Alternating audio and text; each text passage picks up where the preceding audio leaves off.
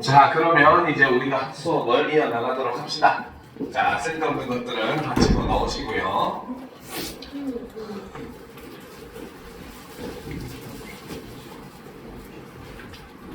자, 보도록 합시다.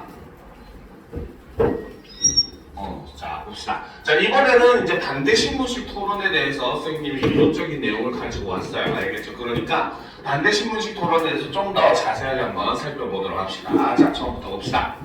자, 토론은 특정한 논제에 대해 서로 다른 의견을 지닌 개인이나 집단이 각자 자기 측의 주장이 옳고 상대 측의 주장이 부당함을 논리적으로 밝히는 의사소통 행위이다. 자, 바로 토론이라고 하는 것은 이러한 것이다. 그렇죠? 라고 제시를 하고 있죠. 그래서 여기서는 바로 토론의 개념을 이렇게 정의를 하고 있다 라고 볼 수 있다는 거죠.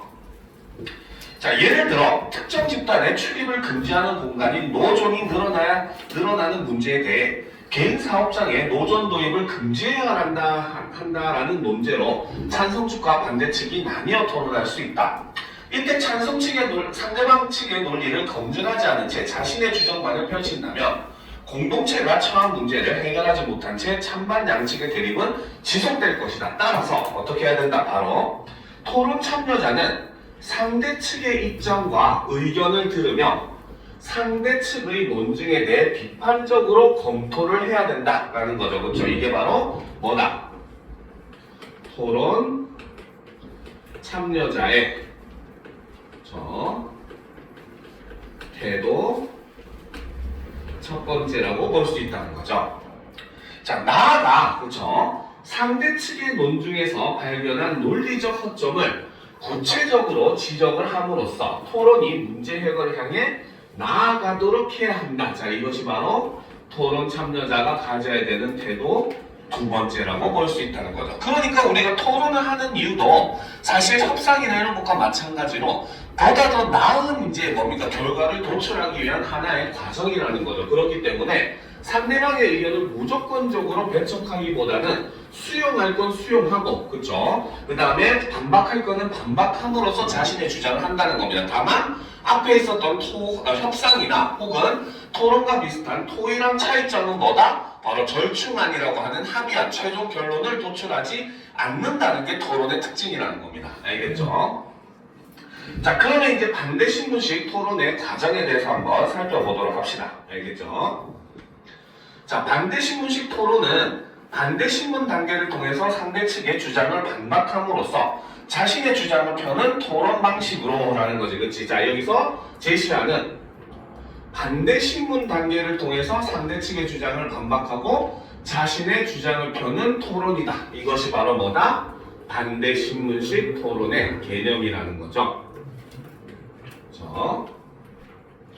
자, 그렇기 때문에 크게 보게 되면은 반입론과 반대신문, 그 다음에 반론, 요 순서가 기본적으로 반대신문식 토론이 가지고 있는 순서라는 겁니다. 알겠죠?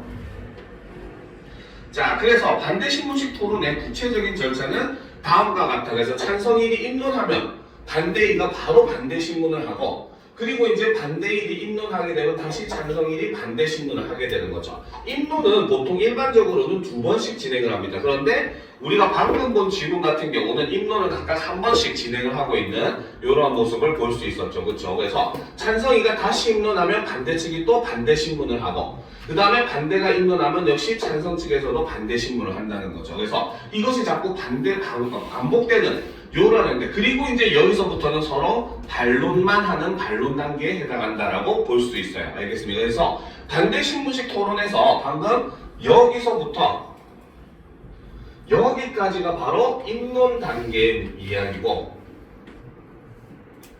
소리 오타가 심하네요. 입론 단계의 모습이고, 자, 그 다음 여기서 이제 서로 반론만 하는 요 단계가 바로 반론 단계라고 볼 수가 있어요. 그래서 전통식 토론과 마찬가지로 입론 단계와 반론 단계로 나눌 수는 있지만, 그 과정에서 특히 입론 단계에서의 구성 방식이 반대신문식 토론이 많이 다른 모습을 보여주고 있습니다. 알겠죠? 자, 그러면 이제 보도록 합시다. 좀 올려놓고. 자, 토론에서 찬반 양측이 처음으로 자신의 주장을 펼치는 입론은, 그렇죠? 입론이라고 하는 것은 바로 무엇이다? 바로 찬반 양측이 처음으로 자신의 주장을 펼치는 단계가 바로 입론 단계라는 거죠. 자, 이것은 앞으로 진행될 논의의 흐름을 제시한다는 점에서 매우 중요하다. 찬반 양측은 토론을 준비하며 논지에 대한 찬성과 반대 의견을 모두 조사하고 이를 바탕으로 입론의 개요를 작성해야 한다라는 거죠. 그렇죠? 그래서 이 부분에서 제시된 것은 바로 뭐다? 그렇죠? 바로 토론 준비 단계에서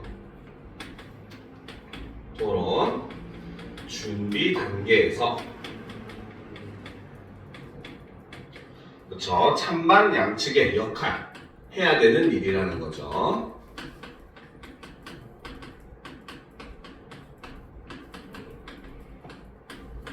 자, 그래서 입론에서는 논제와 관련하여 찬성 측과 반대 측이 대립하게 되는 지점인 필수 쟁점을 언급해야 한다. 자, 핵심은 바로 뭐다?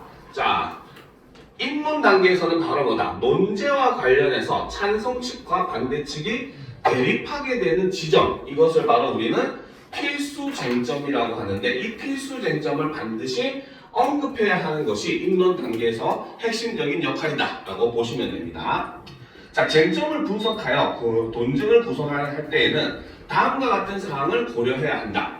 자, 첫 번째, 논제와 관련된 주요 용어나 개념을 어떻게 정의하고 해석할 것인가. 첫 번째는 바로 뭐다?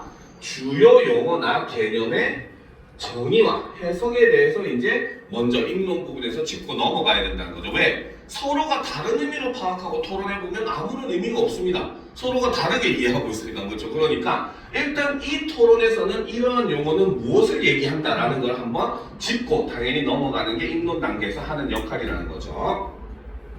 자, 두 번째는 논제와 관련된 문제 상황이 얼마나 중요하고 심각한가. 그렇죠? 문제 상황의 중요성에 대해서 이야기를 해야 된다는 거죠. 우리가 이렇게 토론을 할 만한 가치가 있는 문제를 토론해야지, 가치 없는 문제를 토론한다는 거는 시간 낭비밖에 안 되잖아요. 그죠? 그러니까 이 문제가 얼마나 중요한가라는 것을 증명하는 것도 입론 단계에서 해야 되는 일이라는 거죠. 자, 그 다음 여러 가지 여건과 제도 등을 고려할 때 해결 방안이 실현 가능한 것인가, 그렇죠? 실현 가능성을 고려해야 되고, 그 다음 논제와 관련된 해결 방안이 가져올 이익이나 부작용은 무엇인가, 이런 것도 생각을 해야 된다는 거죠. 그래서 토론에서 우리가 대안을 제시할 때 가져야 되는 조건 중에 하나가 특정 집단의 이익을 반영하면 안 된다는 내용이 있습니다. 알겠죠? 그러니까 일부의 사람들에게만 이익이 되는 그러한 대안이라고 하는 것은 올바른 대안이라고 볼 수가 없다는 거죠. 그렇죠? 자, 그럼 계속 보도록 합시다. 토론자는 상대 측의 입론을 들으며 그에 나타난 주장과 이유, 근거를 정리하고 비판적으로 검토하며 오류를 검증하는 질문을 제시해야 한다라는 거죠. 그렇죠? 자, 여기서 나온, 그렇지? 요 부분이 바로 무엇이다? 바로 반대 신문 단계에서, 그렇죠? 토론자의 역할이 된다는 거죠. 그러니까 이런 거는 바로 질문을 통해서 상대방의 신뢰성을 무너뜨리는 방법입니다. 그러니까 우리가 앞에서 했던 질문에서는 바로 뭡니까?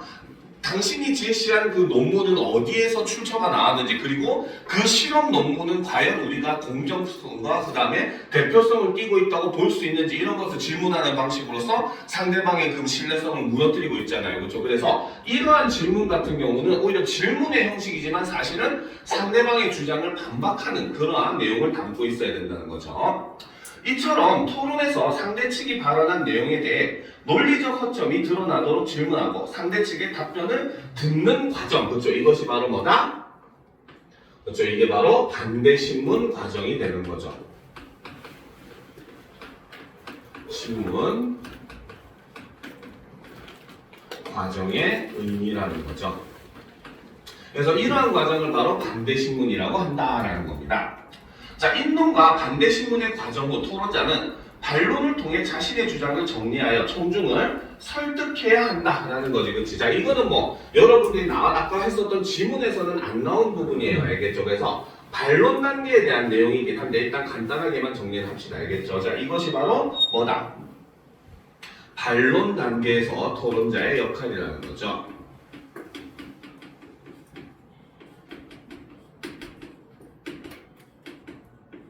토론자의 역할.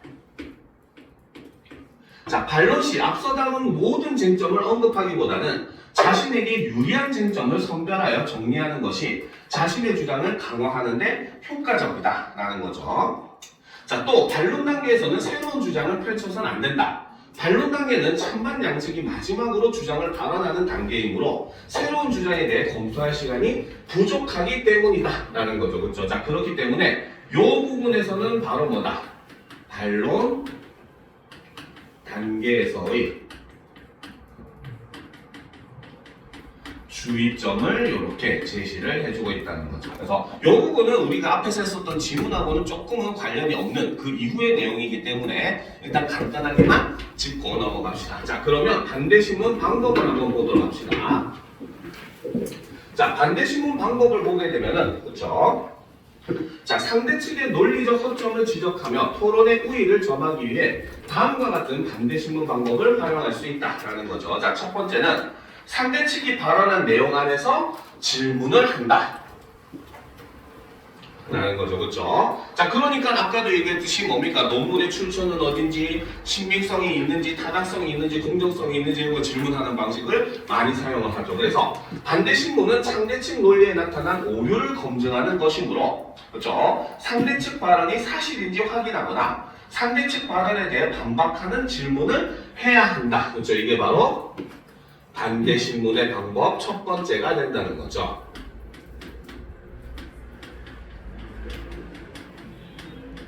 자, 여기서 우리가 이론적으로 설명하는 거를 자꾸 했었던 지문에 접목하는 게 여러분들의 실력을 높이는 방법이에요. 알겠죠? 그래서 실질적인 글에서는 어떻게 이렇게 실현되고 있는가 이걸 결국은 파악해야 되는 거고 여러분들이 모의고사나 혹은 내신에서도 역시 결과적으로 이런 걸 물어보게 되니까 이런 내용들을 숙지를 해둘 필요가 있습니다. 알겠죠? 자, 두 번째는 상대 측의 논증을 비판적으로 검토하라는 거죠. 상대 측 논증에 나타난 주장, 이유, 근거를 파악하고 이를 타당성, 신뢰성, 공정성을 기준으로 비판적으로 따져봐야 된다. 자, 여기서 얘기하는 바로 뭐다? 타당성, 신뢰성, 공정성. 그렇죠? 이게 바로 뭐다?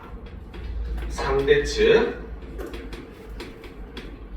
논증을 판단하는 근거가 될 수가 있고 이 말은 이꼴 다른 말로 얘기하면 얘네들을 무너뜨리면 어떻게 상대방의 주장을 무너뜨릴 수 있다라고 볼 수 있는 겁니다. 알겠죠? 자, 그 다음 세 번째 예문을 그냥 간단하게만 살펴보고 넘어갑시다. 세 번째는 자, 상대 측이 짧게 대답할 수 있는 질문을 제시해야 된다라는 거죠. 그렇죠? 그러니까 우리가 왜 그 법정 드라마나 이런 거 보면 항상 증인한테 증인은 예 아니오로만 대답하십시오 이렇게 얘기 많이 하잖아요. 그렇죠? 그 이유가 상대방에게 자세하게 설명할 기회를 최대한 적게 줘야지 오히려 상대방의 말의 허점을 더 잡아낼 수가 있어요. 알겠죠? 상대방이 주저리 설명하면은 거기서 허점을 감추려고 하는 여러 가지 활동들을 하게 되고 그러니까 그걸 미연에 방지하기 위해서 일부러 대답을 짧게 할 수 있는 질문만을 제시를 하는 겁니다. 그래서 자, 반대신문은 제한된 시간 안에 질문과 답변이 오간다. 따라서 상대 측이 구체적인 답변을 할 수 있도록 폐쇄형 질문을 하거나 이해하기 쉽고 간결하게 한 번에 하나씩 질문하는 전략을 활용할 수 있다라는 거죠. 그렇죠? 자, 이게 바로 반대신문을 하는 질문을 하는 방법. 바로 세 번째가 되는 거죠. 그렇죠?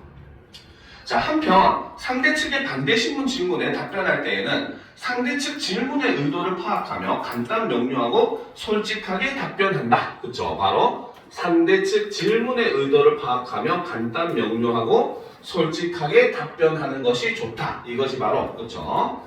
반대 신문에 답변하는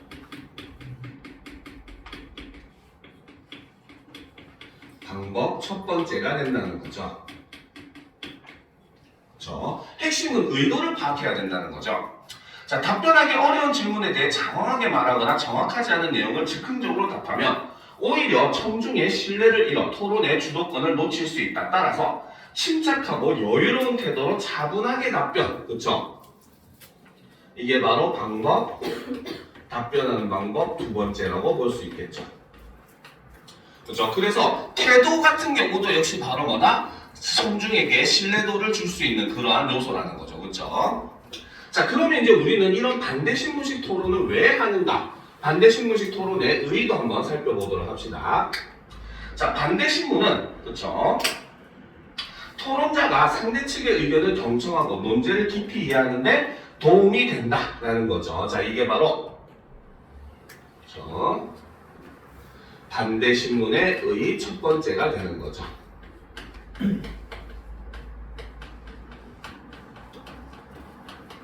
가 됩니다. 그쵸? 자, 반대신문 단계가 없다면 양측은 각자 자신이 사전에 준비한 내용만을 발언하며 논제에 대한 다양한 의견을 수용하지 않을 것이다. 또 반대신문은 토론자들이 적극적으로 의견을 교환하도록 함으로써 토론을 역동적이고 흥미롭게 만든다라는 거지. 그렇지? 이게 바로 반대신문의 의의 두 번째가 되는 거죠. 그렇지? 만든다까지. 자, 토론자는 반대 신문을 통해 실시간으로 상대 측의 의견을 비판하고 이를 역공의 발판으로 삼으며 토론의 흐름을 자신에게 유리하게 만들 수 있다. 마지막으로 반대 신문은 청중이 논제에 관해 올바른 판단을 하도록 돕는다라는 거죠. 그렇죠? 그래서 청중이 논제에 관해 올바른 판단을 하도록 돕는다. 이것이 바로 의 세 번째가 되는 거죠. 그냥 주장만 하면 이게 과연 옳은가 그른가? 라는 거에 대해서 우리가 제대로 생각을 할 수가 없다는 겁니다. 그래서 일부러 반대 신문을 함으로써 진짜 저 주장이 믿을만 한가라고 한 번 더 생각해 보게 만든다는 거죠. 그래서 청중은 반대 신문 과정에서 토론자들이 다양한 쟁점을 이야기하고 서로의 주장을 비판하는 것을 지켜보며 논제에 관해 더욱 타당한 판단을 내릴 수가 있다. 자, 그러면 이제 우리는 토론 참여자는 어떤 태도를 가져야 되는가? 자, 보도록 합시다. 자, 토론은 공동체의 문제 해결을 위해 논리를 검증하는 의사소통 행위이다. 양측이 토론을 통해 서로의 의견을 상호 검토하며 문제를 면밀하게 이해하려 노력할 때 공동체의 문제에 대한 합리적인 의사결정을 내릴 수가 있다. 그렇죠? 여기서 제시한 이거, 저 의사결정, 이것이 바로 우리가 토론을 하는 목적이 됩니다. 즉, 한 가지 문제에 대해서 청중들에게 다양하게 생각할 수 있는 기회를 제공하고 이를 통해서 어떻게 올바른 의사결정을 할 수 있도록 돕는 게 토론이라는 거죠. 만약 상대 측을 제압하고 승패를 따지는 것에만 열중한다면 토론의 궁극적인 목적을 달성할 수 없다. 따라서 양측은 서로를 이해하고 존중하는 태도로 토론에 참여하여 합리적인 의사결정을 내리기 위해 노력해야 한다라는 거죠. 그렇죠? 그래서 양측은 이렇게부터 노력해야 한다까지, 이게 바로 토론 참여자의 태도라고 볼 수 있다는 거죠. 그렇죠? 자, 그러면 이제 확인 문제 간단하게만 보도록 합시다. 자, 다음 빈칸에 들어간 알맞은 말을 한번 써보도록 합시다. 자, 토론은 바로 뭐다? 특정한 논제에 대해, 그렇죠? 서로 다른 의견을 지닌 개인이나 집단이 각각 자기 측의 주장이 옳고 상대 측의 주장이 부당함을 논리적으로 밝히는 의사소통 행위라는 거죠. 자, 그 중에서도 반대 신문은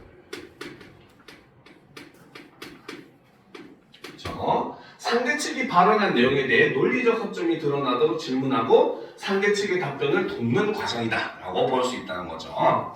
자, 보기에서 반대 신문의 방법으로 적절한 것을 모두 고르게 되면은 한 번에 여러 개의 질문을 하면 당연히 안 됩니다. 질문은 오직 하나씩 해야 됩니다. 그렇죠? 두 번째, 상대방이 발언한 내용 안에서 질문한다. 맞는 말입니다. 그렇죠? 상대방이 얘기하지 않은 걸 갖고 와서 질문하는 거는 토론의 올바른 태도가 아니라는 거죠. 3번, 상대 측이 발언한 내용이 사실인지 확인한다. 그렇죠? 출처를 확인한다든지 여러 가지 아까 질문에서는 뭡니까? 타당성, 대표성 이런 걸 물어봤죠. 그 다음 4번, 왜 그렇게 생각하십니까? 같이 개방형 질문을 하는 것은 오히려 안 됩니다. 앞에서 얘기했듯이 짧고 단답형으로 대답할 수 있는 질문을 해야 된다고 했었죠. 그래서 답은 니은과 디귿이라고 볼 수 있다는 거죠. 알겠죠? 그래서 이런 것들을 우리가 유념을 한다면은 여러분들이 토론 지문도 올바르게 판단을 할 수도 있다라고 볼 수 있다는 거죠. 그렇죠? 자, 그러면 이제 우리가 다음 보도록 합시다. 여러분들 이제 문제에 대해서 이제 한번 보도록 합시다. 그렇죠? 자, 보도록 합시다.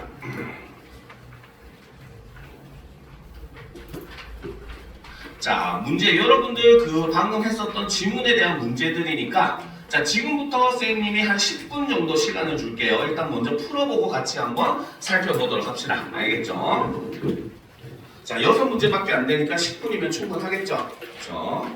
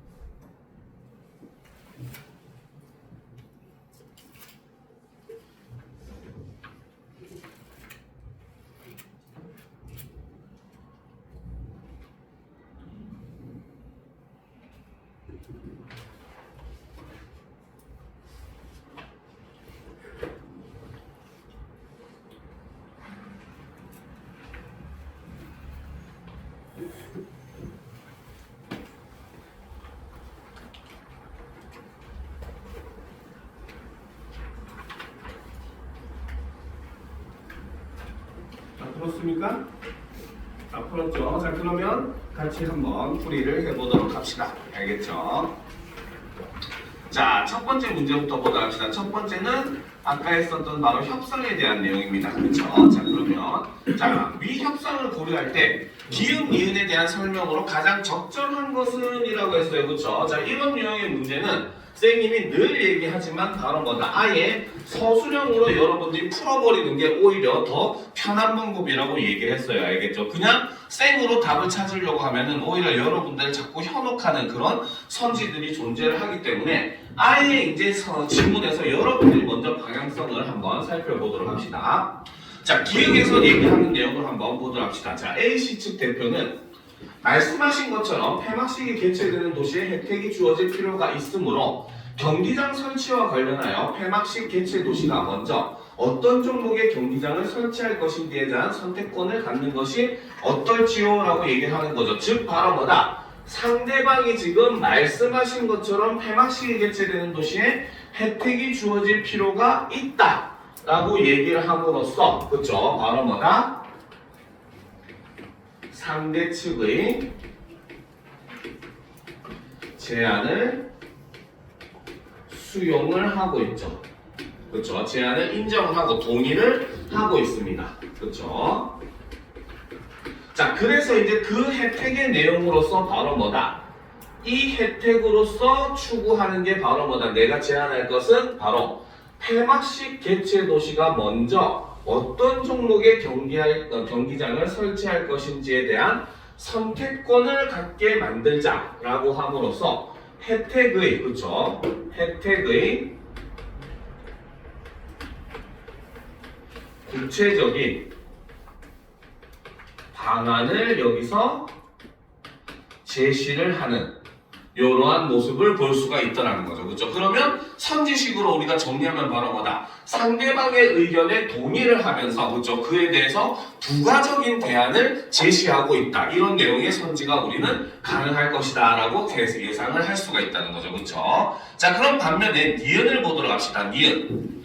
선수들이 A씨를 편리하게 이동할 수 있도록 하는 이동 수단을 A씨에서 준비해 주신다면 예산이 많이 드는 선수촌건설은 우리시에서 부담하도록 하겠습니다 라는 거예요. 즉 여기서는 예산이 많이 드는 선수촌건설은 우리시에서 부담하도록 하겠다. 이 부분이 바로 뭐다? 상대방의 고려 요구를 수용하고 있는 부분이죠. 앞에서 상대방이 뭐라고 했다? 바로 A씨는 도시 경제 규모가 작아서 예산이 넉넉하지 않아. 그렇기 때문에 뭐다? 그 예산이 많이 드는 것을 가능하면 피하게 해달라라고 고려해달라라고 요구를 했고 그 요구를 수용한 거죠. 그래서 그 요구를 수용하면서 그 대안으로 제시한 게 바로 뭐다? 선수들이 A씨와 B씨를 편리하게 이동할 수 있도록 하는 이동수단을 A씨에서 준비해달라라고 함으로써 바로 상대방의 저 요구를 수용하는 대신에 그렇죠? 수용하는 대신에 거기에 플러스 바로 뭐다? 새로운 대안을 제시를 하는 방법을 사용하고 있다라고 우리가 볼 수 있다는 거죠. 그렇죠? 그러면 이러한 방향성을 가지고 우리가 선지를 보게 되면 내용을 보도록 합시다. 자, 먼저 1번. 기획은 상대방 제안의 취지에 동의하지 않으면서 추가적인 요구사항을 제시하는 바람이다. 이거는 틀렸죠. 바로 뭐다? 정확하게 보시면 동의하면서 추가적인 요구사항을 제시한다라고 봐야 올바른 선지라고 볼 수 있는 겁니다. 그렇죠? 기본적으로 동의가 이루어지고 있죠. 그렇죠? 자, 2번. 기획은 상대방과 자신의 입장 차이를 언급하며 자신이 양보 가능한 범위를 제시한다? 이런 내용은 존재하지 않았습니다. 그렇죠? 그리고 입장 차이도 기획에서는 존재하지가 않았어요. 그죠? 자, 3번. 니은은 상대방 제안에 기대 이익이 낮아서 요구를 수용하기 어려움을 드러냅니까? 자, 여기서는 기대 이익이 그렇죠? 낮다는 내용을 우리가 볼 수는 없었어요. 알겠습니까? 여기서는 바로 뭐다? 상대의 고려 요구를 수용하고 있고 그렇죠? 그래서 이를 통해서 어떻게? 요구를 수용하기 어려움이 아니라 오히려 수용한다라고 보는 게 맞겠죠. 그렇죠? 자, 4번.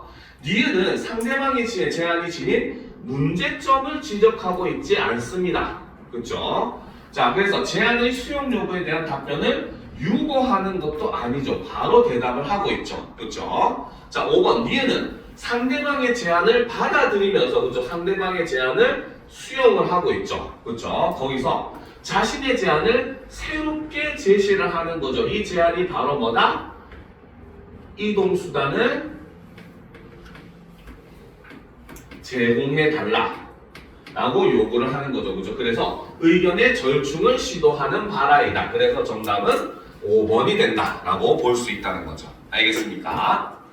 자, 2번 문제를 보도록 합시다. 자, 위 협상 참여자의 말하기 방식에 대한 이해로 적절하지 않은 것은 이라고 했어요. 그렇죠? 즉 말하기 방식은 언제든지 항상 학법 문제에서는 필수로 나오는 문제이기 때문에 여러분들이 이런 모습을 잘 파악을 해줘야 됩니다. 자, A씨 대표를 보도록 합시다. A씨의 인지도가 낮으며 관광객 유치에 어려움을 겪고 있음을 근거로 들어. 그렇죠? A씨의 인지도가 낮다는 내용 있었고 관광객 유치에 어려움을 겪고 있다라는 걸 얘기했죠. 그렇죠? 그래서 이에 의해서 주장은 바로 뭐다? 개막식, 폐막식이 A씨에서 진행되는, 그렇죠? 진행되기를 바라는 자신의 기본 입장을 밝히고 있다. 이거는 맞는 내용이라고 볼 수 있겠죠. 그렇죠? 첫 번째 주장은 A씨도 자기 도시에서 개막식과 폐막식을 다 했으면 좋겠다라고 얘기했고 B씨도 마찬가지 개막식과 폐막식을 자신들의 도시에서 하고 싶다고 바람을 얘기했죠. 즉 서로의 입장을 확인하는 단계에서 나왔던 내용입니다.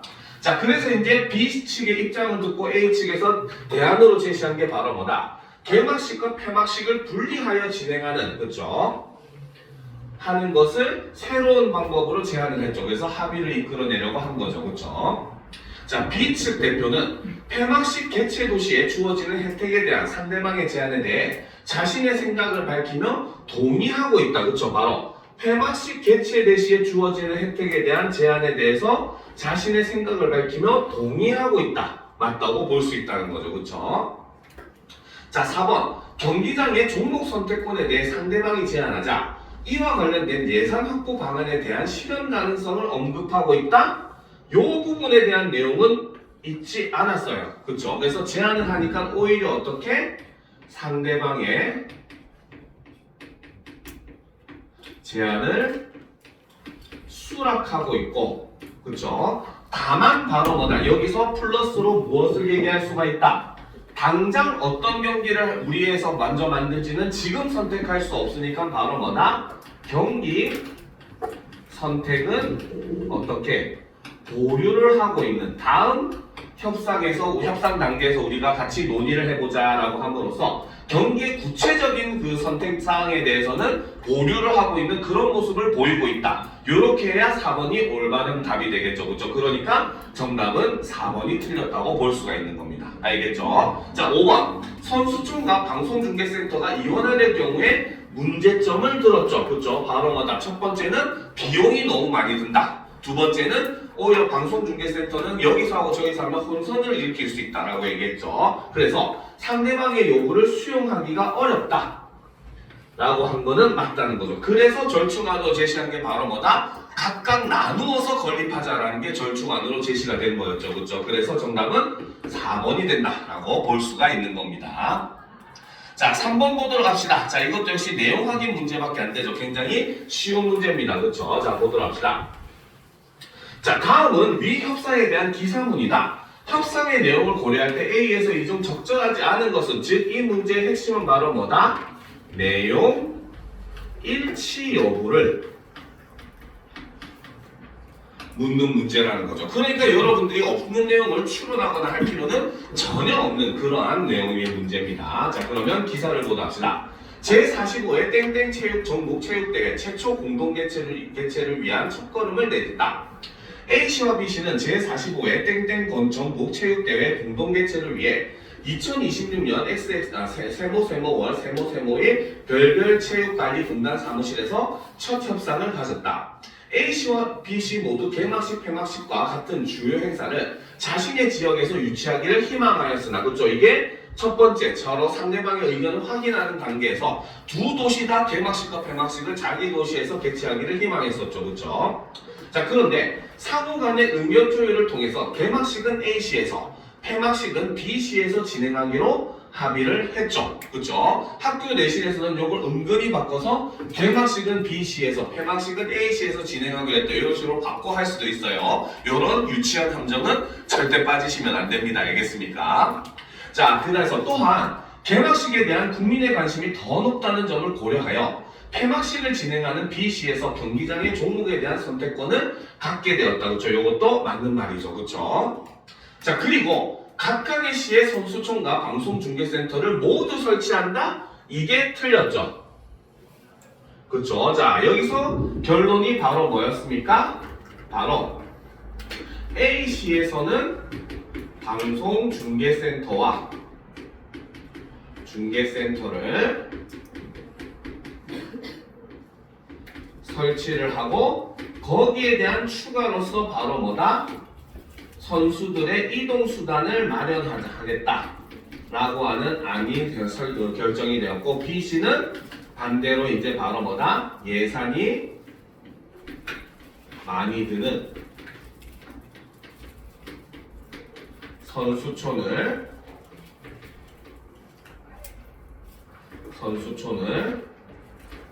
건립을 할 것이다. 이렇게 결론이 나왔죠. 그렇죠? 그러니까 정답은 D, 4번이 되더라는 겁니다. 알겠습니까? 그래서 이런 거는 내용 확인 문제니까 굉장히 쉽게 풀어낼 수 있겠죠. 자, 이도 확인합시다. 어떤 종목의 경기장을 설치할 것인지에 관한 선택에 대해서는 다음 협상 때 논의하기로 하였다. 그렇죠? 그 실제 경기 구체적인 내용에 대한 것은 다음 협상에서 하자고 보류를 하는 모습을 볼 수가 있었어요. 자, 그래서 앞으로 땡땡 전국체육대회가 잘 마무리되어 이번 제45회 땡땡 전국체육대회가 공동개최의 성공적 사례로 남기를 기대한다 라고 하면서 기자가 마지막에 기대 효과에 대해서 이제 제시를 하면서 마무리를 하는 모습을 볼 수가 있었습니다. 그쵸? 자, 그 다음 이제 바로 뭐다? 토론. 그쵸? AI에 대한 토론에 대한 내용의 문제를 보도록 합시다. 자, A에 대한 설명으로 가장 적절한 것은 즉 핵심적으로 바로 아까도 얘기했지만 바로 이 A에서는 핵심적으로 물을 수 있는 요소는 하나밖에 없다는 거죠. 바로 뭐다? 사회자의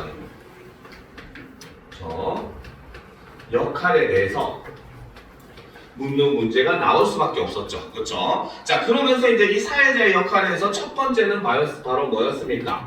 바로 토론을 하게 된 배경을 제시를 하게 되죠. 그 배경을 제시하는 방법으로 사용한 게 바로 뭐다? 최근의 사례들을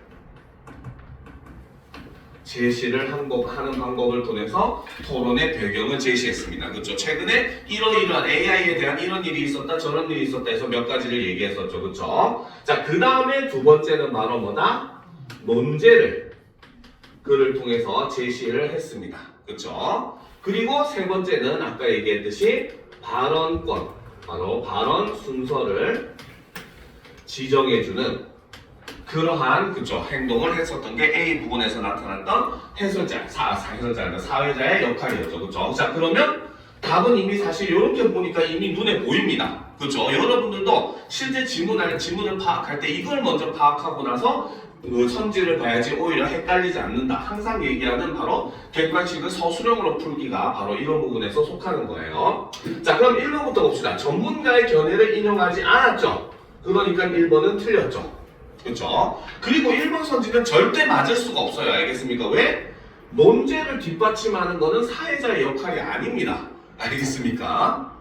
자, 2번 개념을 정의하는 방식을 사용하지 않았죠. 그렇죠? 자, 그래서 논제와 관련된 용어를 소개하는 것도 역시 아닙니다. 그렇기 때문에 자, 3번 뉴스 기사들을 찬반 입장으로 나누어 분석하지 않았어요. 그렇죠? 자, 그런데 이제 여러분들이 서술형으로 풀지 않으면 요 3번 지문 같은 경우는 살짝 헷갈릴 수가 있어요. 왜? 앞에서 제시한 최근의 사례들이 바로 뭐다? 요렇게 사례들을 제시해 놓으니까 이거를 요게 맞는 말이라고 여러분들이 서술형을 풀지 않으면 착각할 수도 있는 내용들입니다. 알겠습니까? 자, 그런데 일단 기본적으로 찬반 입장으로 나누어서 분석하지 않았죠. 그렇죠? 4번 출처가 분명한 통계 자료를 제시하지 않았어요. 그렇죠?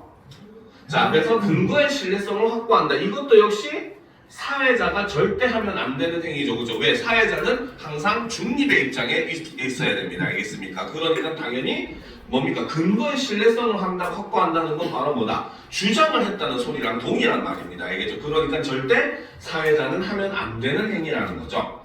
자, 5번 논제와 관련된 다양한 사례들을 제시하여 논의의 필요성을 부각하고 있다. 그러니까 답은 5번이 될 수밖에 없다는 거죠. 바로 이 첫 번째 토론의 배경을 최근의 사례들을 제시를 함으로써 토론의 배경을 소개하는 요 내용이 바로 이 5번 선지가 얘기하고자 하는 내용이 되는 겁니다. 알겠죠? 그러니까 5번이 정답일 수밖에 없다는 거죠. 알겠습니까?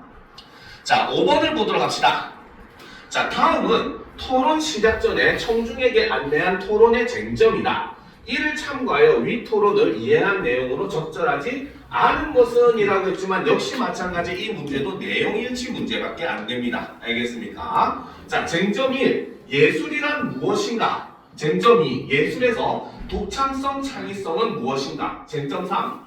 예술을 구성하는 요건으로 감정이 반드시 반영되어야 하는가? 라는 게 쟁점이라는 거죠. 그렇죠? 자, 쟁점 1에서는 그치? 찬성 측에서는 어떻게? 바로 어원을 설명하는 방식을 사용을 했었고 반대로 반대 측은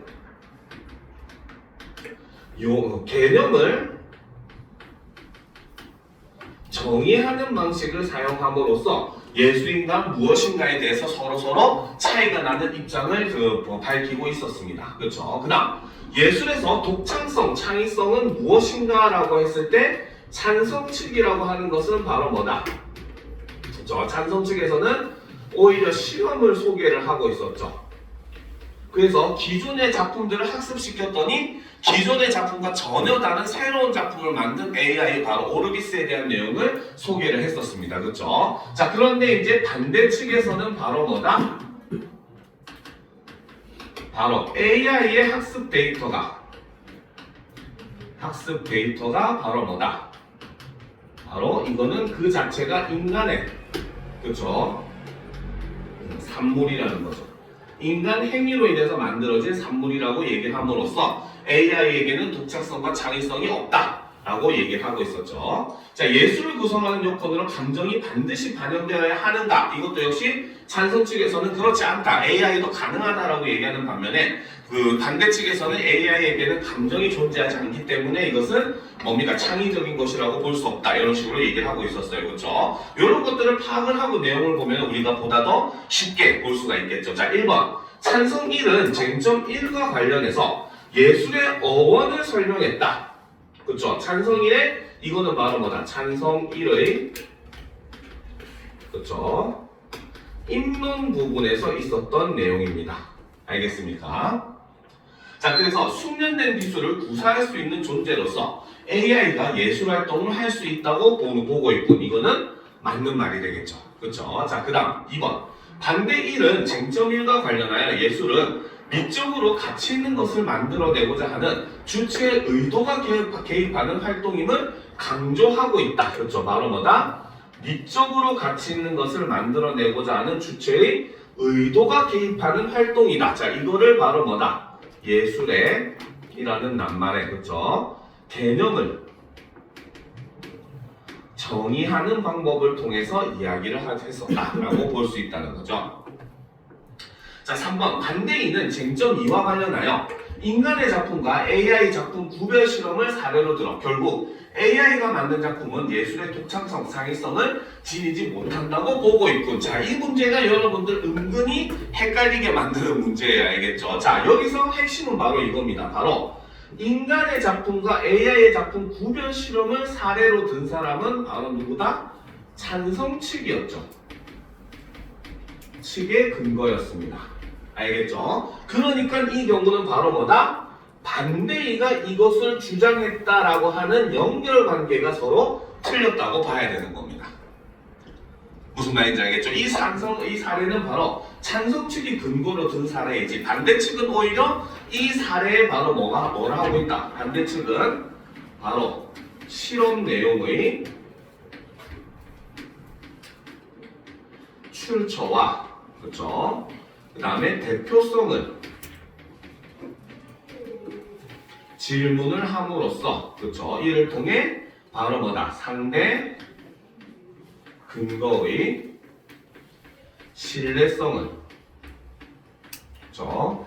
떨어뜨리기 위한 그러한 질문을 하고 있는 게 바로 반대 2가 하는 역할이기 때문에 여기서는 3번이 틀렸다고 볼 수 있다는 거죠. 알겠습니까? 그래서 요거 같은 경우는 뭡니까? 요 내용도 맞지만 이 반대 2가 한 것이 맞는가라고 해서 그 나온 선지를 우리가 일반적으로 여러분들이 고등학교 과정의 문제라고 하는 것은 선지 자체가 바로 뭐다? 두 부분에서 세 부분, 많게는 네 부분까지로 나눠질 수가 있어요. 알겠죠? 그러면 여기서 우리는 이게 답인지 오답인지를 확인할 때 첫 번째 단계는 각각의 내용이 맞는지를 확인하는 겁니다. 이거는 솔직히 말하면 약간 쉽게 답을 판단할 수 있는 그런 선지예요. 그런데 여러분들이 판단하기가 까다로운 선지들이 있습니다. 그게 바로 뭐냐?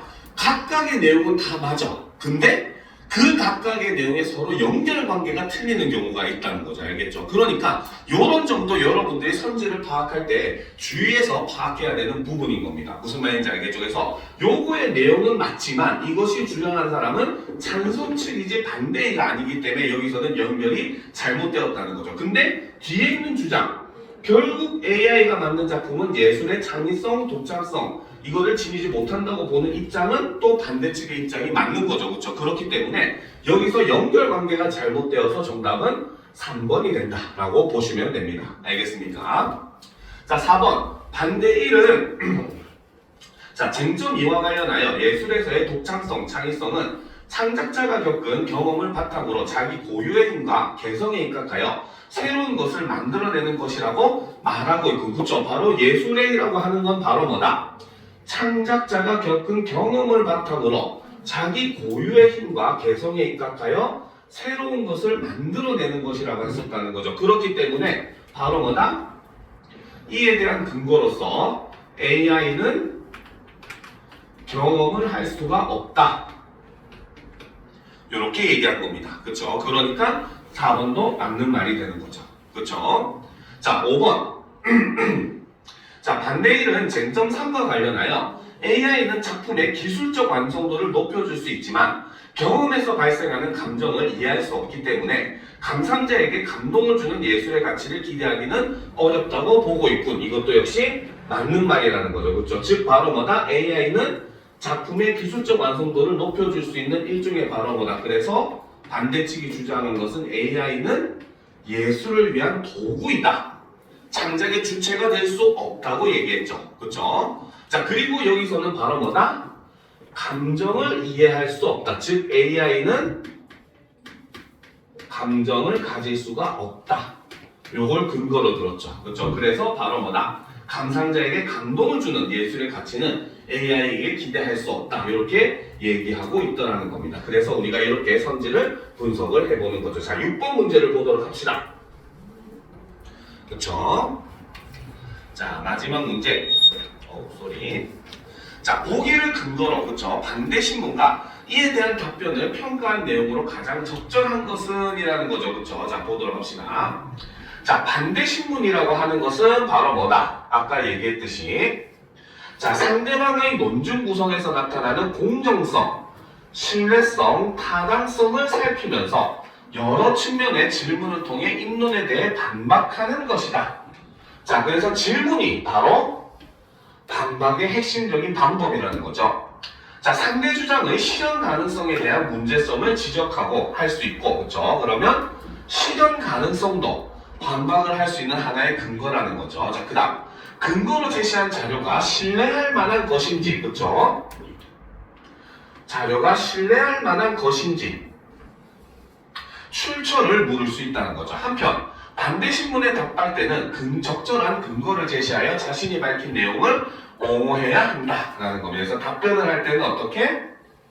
답할 때는 적절한 근거를 제시해서 이를 통해서 자신이 밝힌 내용을 당연히 내 주장을 내가 옹호해야지. 상대방 주장이 그래 네 말이 맞아 하면 토론이 아니겠죠. 그렇죠? 자, 그러면 1번부터 보도록 합시다.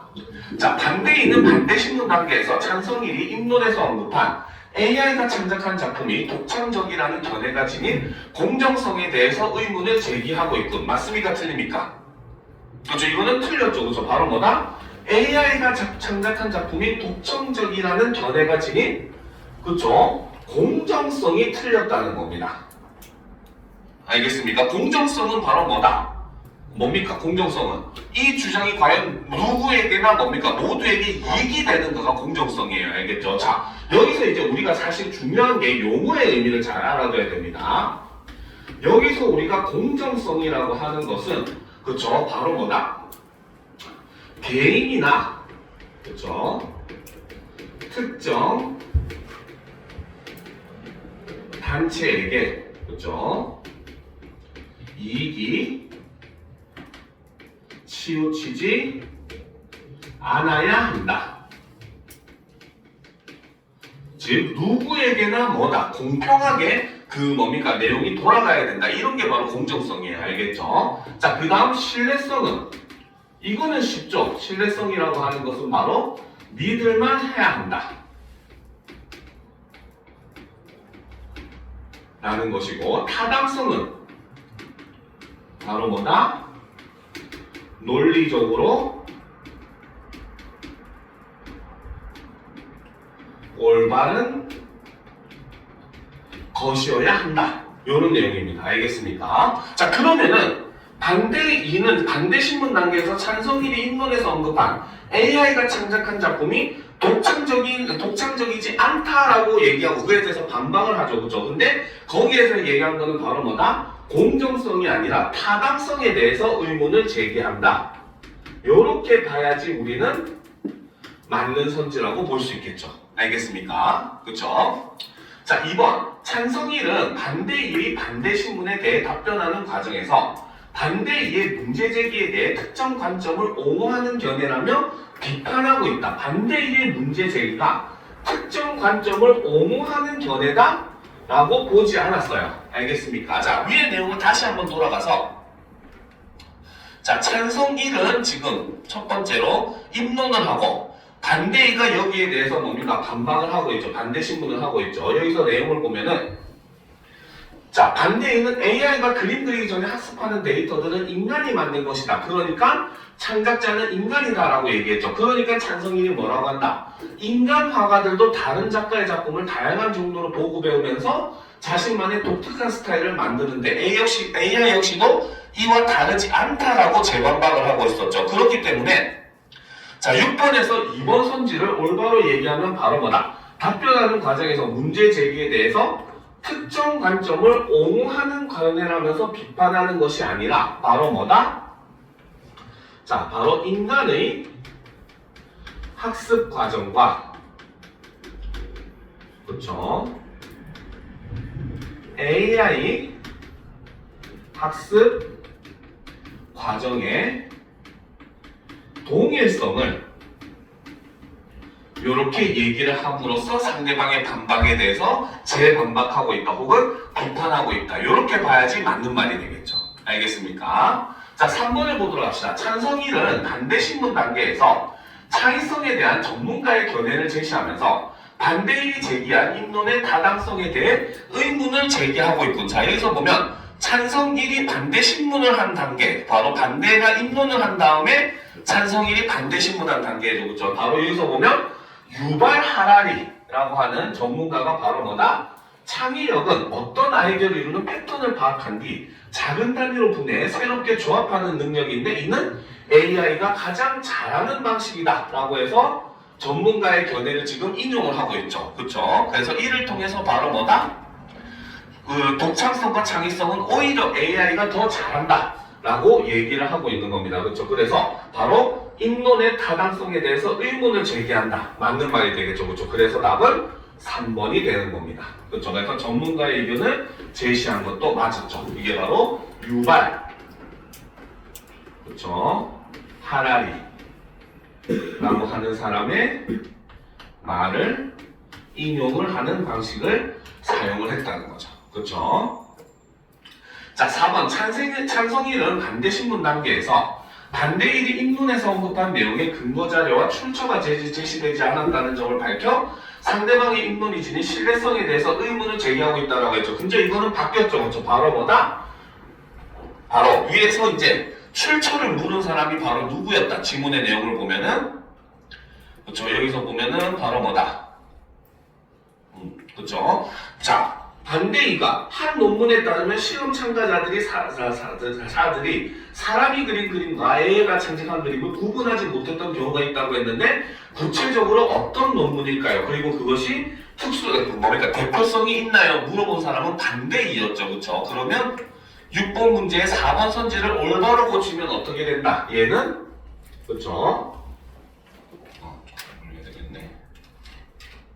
너무 올라갔는데. 그치? 자, 이렇게 봐야 되겠네요. 자, 그래서 이제 이 단계에서 찬성 1이 아니라 바로 뭐다? 이걸 한 사람은 반대 2는, 그쵸? 반대 신문 단계에서 바로 뭐다?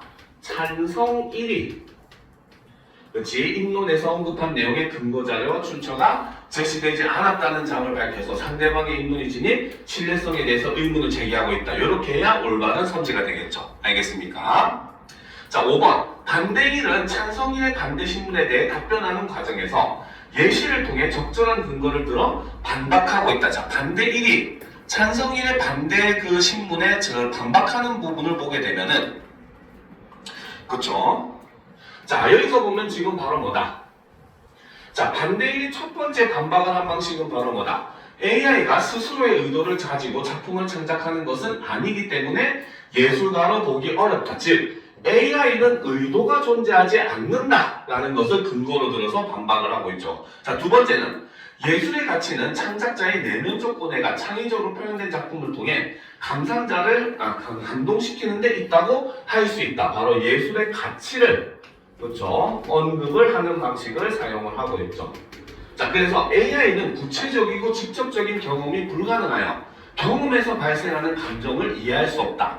그저 데이터를 분석하고 생성하는 알고리즘에 의해 결과물을 산출하는 것일 뿐이다. 그래서 따라서 AI가 생성한 작품은 자기 고유의 힘과 개성에 입각하여 새로운 것을 만들어내는 독창성, 창의성이 없다. 창작자의 고뇌와 성찰이 드러나지 않다. 즉 바로 뭐다? 얘는 논리적인, 그렇죠? 뭡니까? 전개 과정을 통해서 자신의 주장에 타당함을 지금 뭡니까? 얘기를 하고 있는 부분이에요. 알겠습니까? 그래서 이러한 단계를 거치기 때문에 최종적으로 이런 주장이 된다라고 이야기를 하고 있더라는 거죠. 그렇죠? 자, 그러니까 5번 같은 경우는 바로 뭐다? 그 기술적 완성도를 높여줄 수 있지만 경험에서 발생하는 감정을 이해할 수 없기, 이게 아니지. 자, 6번이죠. 자, 반대인은 찬성인의 반대 신문에 대해 답변하는 과정에서 예시를 사용한 것이 아니라는 겁니다. 알겠습니까? 그래서 여기서는 바로 뭐다? 논리적인 추론 과정을 통해서, 그렇죠? 이를 통해 적절한 근거를 들어서 반박하고 있다라고 볼 수가 있더라는 거죠. 알겠습니까? 그래서 정답은 3번이 된다는 겁니다. 알겠죠? 자, 오늘 수업은 여기까지 하도록 하겠습니다. 알겠습니까? 자, 오늘 한 것 중에 다른 거 궁금한 거 있습니까? 자, 뒤에 보면은 여러분들 추가로 선생님이 지문도 실어놨고, 그 다음에 지난주에 우리가 6학년도, 2025년도에 실시했던 시험 4개에 대해서 합법과 작문을 출제했다면, 이번 주에는 뭡니까? 2025학년도, 2024년에 했었던 시험 4개, 3, 6, 9, 11월, 그죠? 수능까지 이렇게 선생님이 넣어놨어요. 알겠죠? 그러니까 이것도 역시 반드시 풀어보고, 클리닉 시간에 와서 이 내용에 대해서, 과제 내용에 대해서 질문해도 괜찮습니다. 알겠습니까? 그래서 여러분들이 굉장히 적극적으로 질문을 하도록 하시고, 다음 주 클리닉에도 다들 참여하시기 바랍니다. 알겠습니까? 자, 오늘은 여기까지 합시다. 알겠죠? 수고하셨습니다.